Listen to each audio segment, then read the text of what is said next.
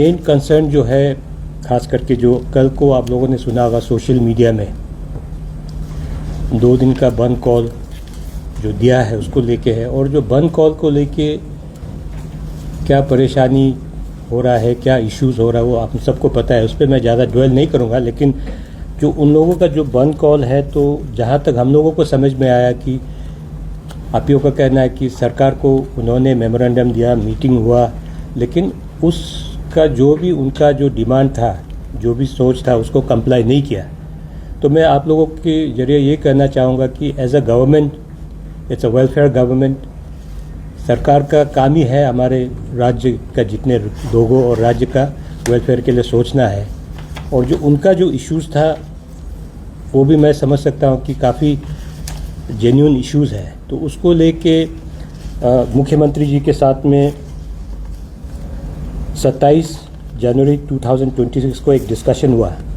तो उसमें आईपीओ के तरफ से 3 मुद्दों पे चर्चा हुआ था। बैन ऑन वीकली मार्केट, इसके बाद जो इलीगल इमिग्रेंट्स और इलीगल जो मॉस्क बना है, जो मस्जिद बना है, उस पर था। तो आप सबको पता है कि जो वीकली मार्केट का जो बैन को तो ऑब्वियसली एडमिनिस्ट्रेशन के थ्रू करके जो चीफ सेक्रेटरी के अंदर में ये करके इसमें ऑर्डर निकल गया। अभी ये वीकली जो मार्केट एवरीडे चलता था उसको करके वीक में 1 दिन कराया है, वो तो ऑलरेडी रिजॉल्व है।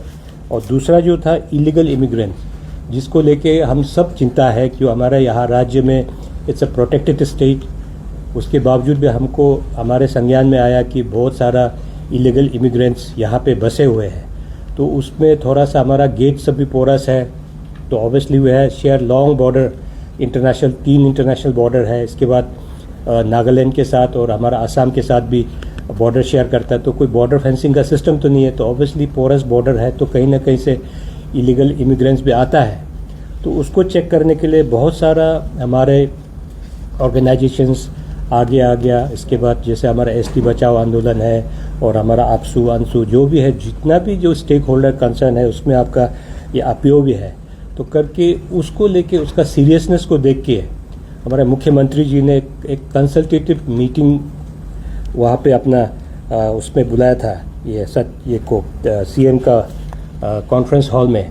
इसमें सारा stakeholder, CBOs, student organisation, every walk of life से वहाँ पे उन्होंने इनवाइट करके वहाँ पे डिस्कशन करके उसका वे फॉरवर्ड क्या होगा, हम किस तरीके से एक पुख्ता तरीके से एक जो इलीगल जो इमिग्रेंट्स को कैसे चेक करेंगे। तो उसमें सबसे बड़ा इशू है जो हमारा इनर लाइन परमिट को कैसे स्ट्रेंथनिंग करेंगे, जो बीएफआर का अंदर में उसको ध्यान में रखते हुए जो एक रेगुलेशन है और जो चिन हिल रेगुलेशन जो एक्ट, उसके ऊपर में लेके कैसे हम उसको फुल प्रूफ सिस्टम बनाए, ताकि जो इलीगल इमिग्रेंट्स का जो इश्यूज़ को कैसे रिजॉल्व करेगा। उस पर एक कंसल्टेटिव मीटिंग, बहुत मैराथन मीटिंग हुआ, हिस्टोरिक मीटिंग हुआ।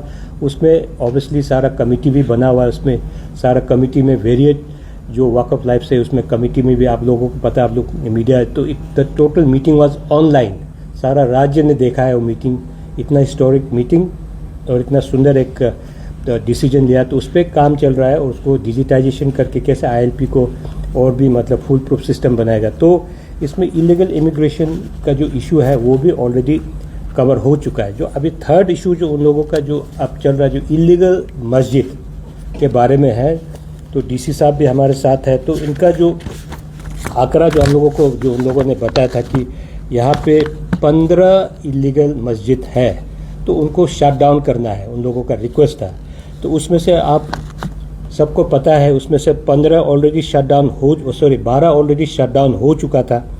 बाकी जो 3 जो बचे थे, जो प्राइवेट लैंड में था, जो प्राइवेट ओनर है ना, तो लैंड में था, उसका भी ऑलरेडी डिस्ट्रिक्ट एडमिनिस्ट्रेशन से पहले ही नोटिस निकल चुका है उसको शट डाउन करने के लिए। फाइनली उसका आज का टाइम था शट डाउन करने का, वो भी शट डाउन कर चुका है। तो ये ऑर्डर भी है जो, तो पूरा है यहाँ पे, आप लोगों को बाद में हम लोग शेयर कर देंगे मीडिया को।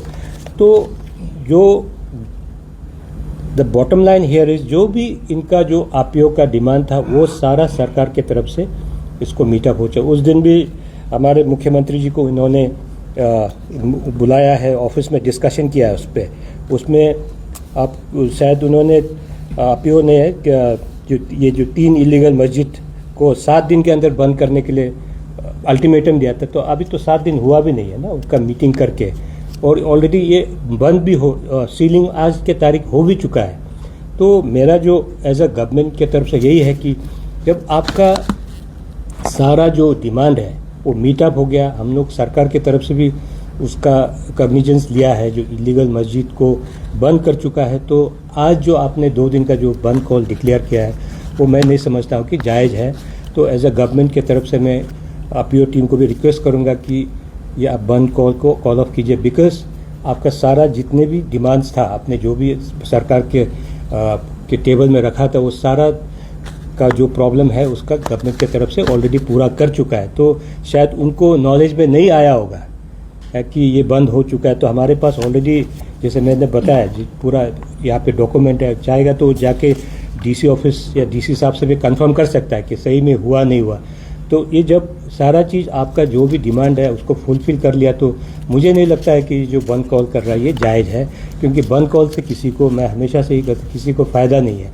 तो कल को भी एक बहुत बड़ा एजुकेशनल फेयर हो रहा है, तो वो भी, उससे भी हमारे जो बच्चे जो अच्छा यूनिवर्सिटी कॉलेजेस में, अगर वर्ल्ड रेप्यूटेड कॉलेज में जाना है, कुछ करना है, तो उसके लिए यहाँ पे चल रहा था प्रोग्राम, तो उसमें भी इफेक्ट हो रहा है। तो ये तो मैं जस्ट छोटा सा एक एग्जांपल दे रहा हूँ। उसी तरीका का कितने सारे हमारा डेली वेजर्स से, हमारा बिजनेस कम्युनिटी है, और हमारे जो भी लोग तरह तरह का जो अपना इकोनॉमिक एक्टिविटी कर रहा है, जो हैंड टू माउथ जो काम करता है, वो सारे लोगों को तकलीफ होता है, और ओवरऑल स्टेट का ग्रोथ में भी बहुत इफेक्ट होता है। तो मैं यही कहना चाहूँगा कि आप लोग को इसमें दोबारा आप इस पर ये करके सोच रख के आप इसको बंद को कॉल ऑफ कीजिए, बिकॉज आपका सारा डिमांड फुलफिल हो चुका है। तो मुझे नहीं लगता है कि आपका जो बंद कॉल करना जायज़ है। तो मेरा तरफ से यही रिक्वेस्ट है।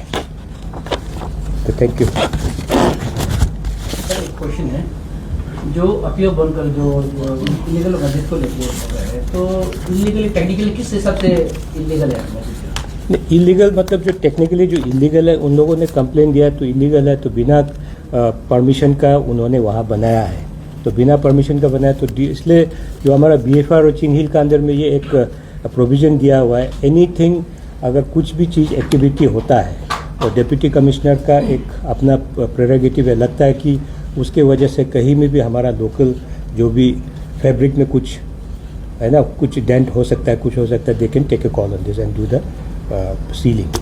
सर, जो इलीगल जो मस्जिद जो हो रहा है, जैसे मंदिर हो गया, आपका नंबर हो गया और चर्च हो गया, वो सबको जो कंस्ट्रक्शन करने के लिए उसको परमिशन देना पड़ेगा आपको, ना इसका कोई लाइसेंस होता है? नहीं, उसका भी कोई, अगर देखिए, जब तक गवर्नमेंट को कोई किसी कॉर्नर से हमको कंप्लेन नहीं आएगा, तो government can not make a this thing headway. उसमें जब आएगा तो उसी पे हम लोग कार्रवाई करेंगे। जैसे ये अभी आपीओ की तरफ से इलीगल मस्जिद है करके सरकार को कंप्लेन आया, तो एडमिनिस्ट्रेशन को उसको ये करके जो बताया कि इसको देखो, उसके बाद what is the best action to be taken, तो उसके मुताबिक कर दिया है।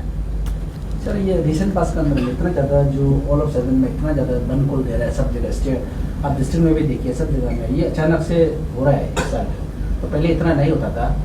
तो उसमें मेरा क्वेश्चन ये है कि जो आपको जो आप लोग एक लागू क्या होता है, इसको क्या आदमी नहीं करता है, क्या कोई ऑर्गेनाइजेशन कोई इसको कोई नहीं करता है?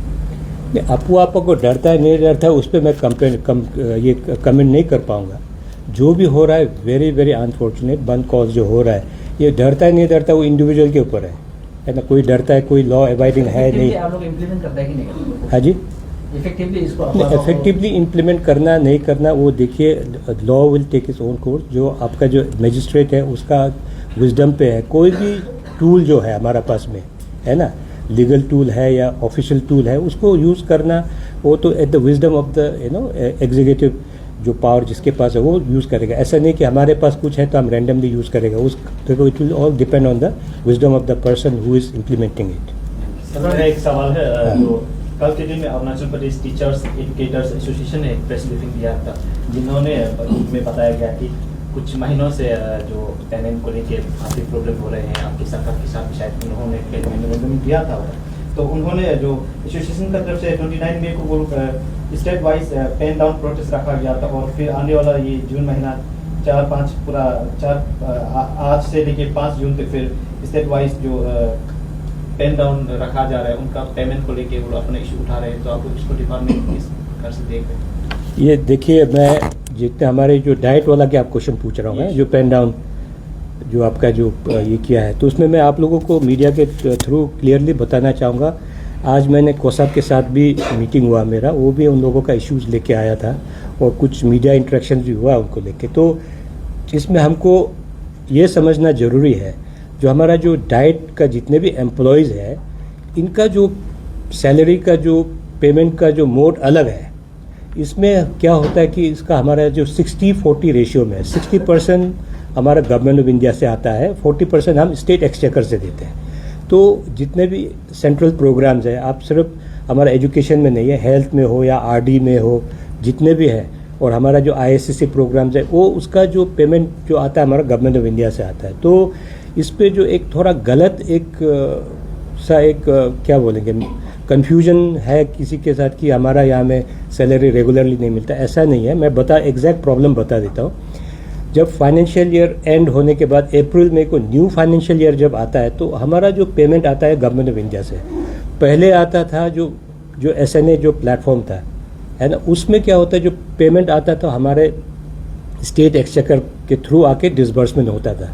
अभी जब स्पर्श जो प्लेटफॉर्म आ गया, जब ऑनबोर्ड हो गया, तो ये स्पर्श का जो है ये डायरेक्टली RBI के थ्रू रूट होता है, तो हमारे स्टेट एक्सचेकर में नहीं आता। मैं ये आपको क्यों समझा रहा हूँ, क्योंकि जब स्टेट एक्सचेकर में जब आता था, हम लोग क्या करते थे कि फाइनेंस डिपार्टमेंट को रिक्वेस्ट करके एडवांस में, जैसे वहाँ से हमको 1 करोड़ आना है, तो देर हो रहा है, तो हम एडवांस में फाइनेंस से बोरो करते थे। बोरो करके लेके जो भी पेमेंट है, नॉट ओनली आपका डाइट का, जितना भी ISSC हो गया, जैसे स्कॉलरशिप का भी आप बच्चों का सुनता रहता होगा, डिले हो गया, तो हमारे एंड से नहीं है। तो उस समय हम क्या करते थे कि उनसे बोरो करके, जब गवर्नमेंट ऑफ इंडिया से हमारा एक्सचेकर में आता, तो उसको वापस करके कवर अप कर देता था। अब स्पर्श आने के बाद से वो हमारे पास सुविधा नहीं है, क्योंकि स्पर्श का पेमेंट सीधा बेनिफिशियरी को चला जाता है, तो हमको वहाँ से हम वापस स्टेट एक्सचेकर में नहीं ला पाएगा। तो ये फाइनेंस डिपार्टमेंट का एक प्रॉब्लम है। तो आपको मैं ये बोलूँगा कि जो हमारे जो डाइट का है, इसमें इशू थोड़ा अप्रैल और मई को ही होता है, बाकी के महीने में उनको रेगुलरली सैलरी मिलता है जैसे आते ही। और अप्रैल और मई को इस बार भी मैं ये बताऊंगा कि जो टोकन मदर सैंक्शन हम लोगों ने रिक्वेस्ट करके करा दिया है, उसका भी 2-3 दिन पहले गवर्नमेंट ऑफ इंडिया से आया, आते ही मैंने एडमिनिस्ट्रेटिव अप्रूवल दे के इसको ऑलरेडी कैबिनेट सब कमेटी में भेज दिया। तो कैबिनेट सब कमेटी से अप्रूवल होकर विदिन 7 वीक्स इनका पेमेंट आ जाएगा। तो जब आ जाता है तो हम उनका सैलरी डिसबर्स करेंगे। तो कोशिश ये रहेगा कि आगे भी जो इस बार का जो टोकन मदर सैंक्शन जो है, जो बाकी जो गुजरात ने पौंडीचेरी और गोवा भी इसी सेम मतलब प्लेटफॉर्म के थ्रू आ रहा है, तो उसका भी रिक्वेस्ट करेंगे। तो हो सकता है आने वाले दिनों में ये इशू ना हो, हम लोग वी आर वेरी होपफुल। लेकिन हमको ये समझना पड़ेगा कि उनका रिक्वेस्ट, मुझे पता है कि ये कहते हैं कि हमको स्टेट हेड से पेमेंट करो, तो स्टेट हेड से पेमेंट करता है तो बाकी जितने भी एम्प्लॉयज़ का जैसे रेगुलरली जो पेमेंट मिलता है, तो उस तरीके से उनको मिलना चाहिए। हम अगर स्टेट हेड से पेमेंट करना होगा तो हमारा जो 60% जो हमको गवर्नमेंट ऑफ इंडिया से मिलता है, वो हमको फॉरगो करना पड़ेगा। तो हमारा राज्य छोटा राज्य है, हमारे पास अपना रिसोर्सेज कम है। जब हमको सेंटर से कुछ मदद मिल रहा है तो उसको तो हमको लेना पड़ेगा ना। जब हम इसको फॉरगो करेगा, ये 60% हम स्टेट एक्सचेकर से देगा, फिर ये पैसे फिर दूसरे में भी इफेक्ट होगा। तो हमको एक लार्जर पिक्चर में देख के चलना पड़ेगा। मुझे तो आई अंडरस्टैंड देयर प्रॉब्लम की तरह 1-2 में डिले हो जाता है सैलरी को, तो ऑब्वियसली प्रॉब्लम तो होता है, तो उसको हम लोग रिजॉल्व करेंगे। लेकिन ऐसा नहीं कि आप सीधे पेन डाउन में चले जाओ, क्योंकि आपको हर किसी का प्रॉब्लम समझना पड़ेगा। If at all, if the Department of Education is intentionally delaying their payment, हम जानबूझ के उनको परेशानी कर रहा, then I can understand, then go in for protest, आप अपना राइट डिमांड करो। लेकिन यहाँ पे as a department also we are sincerely trying to resolve their problem. तो इस तरीके से मतलब बंद करना, पेन डाउन करना, इससे जैसे मैं बोला किसी को फायदा होने वाला नहीं है। It's affecting each and every one. So we need to work together, है ना, for the larger interest of the state.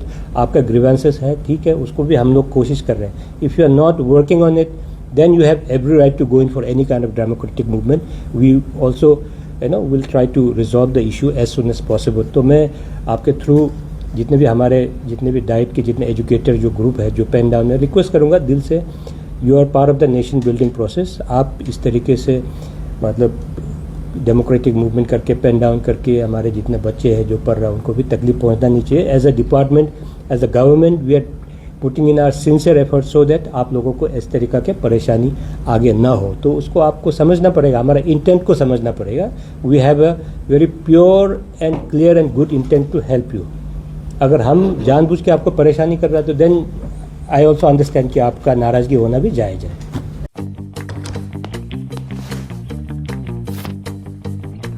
Eats, the fastest online food delivery service of Arunachal. Download the app